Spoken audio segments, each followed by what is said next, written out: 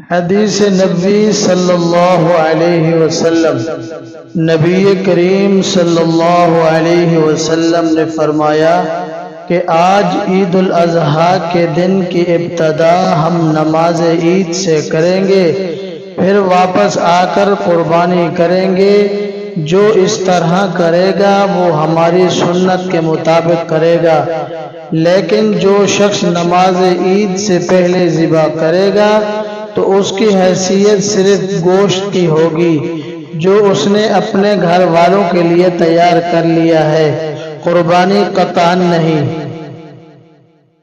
اس پر ابو بردہ بن یار رضی اللہ تعالی عنہ کھڑے ہوئے۔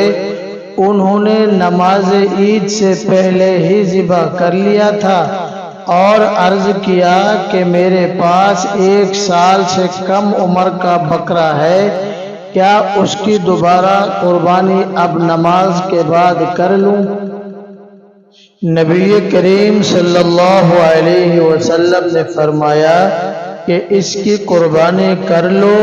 لیکن تمہارے بعد یہ کسی اور کے لیے کافی نہیں ہوگا۔ مطرف نے عامر رضی اللہ تعالی عنہ سے بیان کیا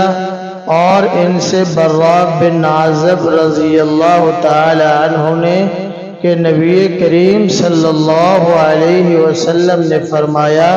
کہ جس نے نماز عید کے بعد قربانی کی اس کی قربانی پوری ہوگی اور اس نے مسلمانوں کی سنت کے مطابق عمل کیا۔